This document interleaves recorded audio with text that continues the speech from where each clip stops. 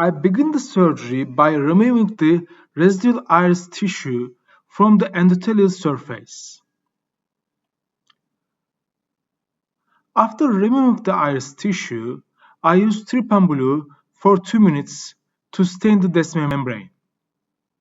As you see, there is a band formation which correlates the firm adhesion between DOA layer and the desmin membrane. So you should dissect the desmin membrane anterior from this band zone. A Sinskey hook should be used to create a circumferential separation of desmin membrane. And when you see there is a firm attachment, you can use suture tying forceps to release.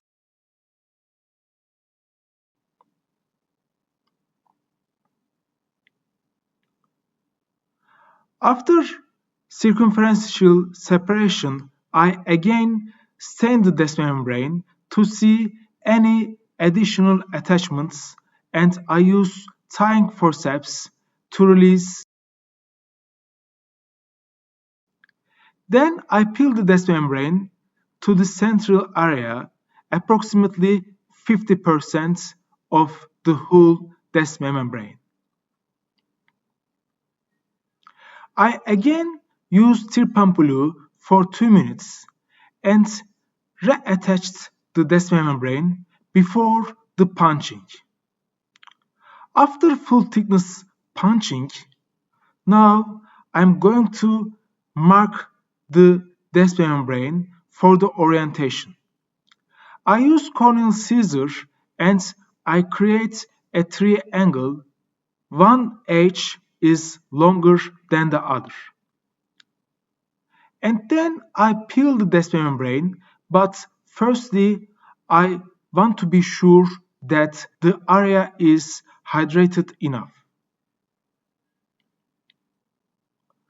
One single motion is usually adequate to detach the whole desmin membrane.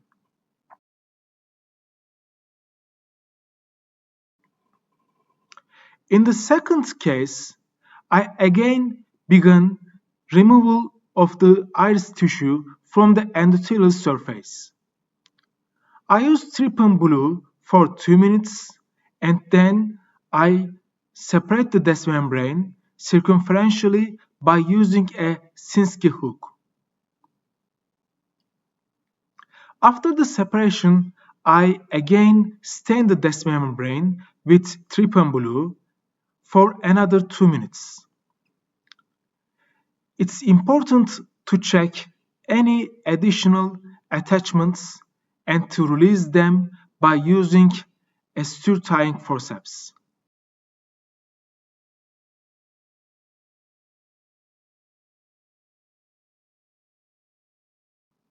And always you should keep the area hydrated enough.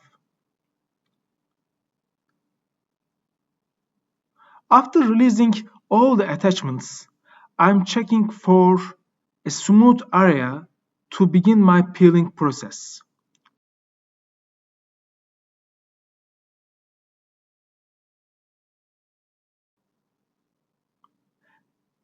And as you see, I begin the peeling and I peel 50% of the desmin membrane from the DOAS layer. In this case, one important difference is after the first peeling process, I reattached the desmin membrane and I peel the desmin membrane one more time 90 degrees away from the first peeling area.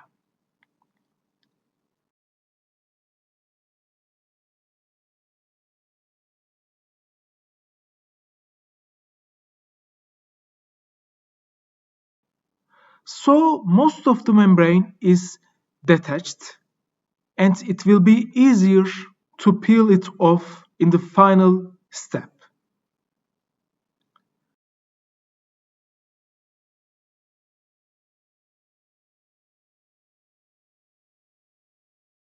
As you see, I again mark the cornea by using spatula and corneal scissors. I create a small triangle for the orientation, and then I peel the membrane from the cornea, which is easier from the first case. Thank you for watching.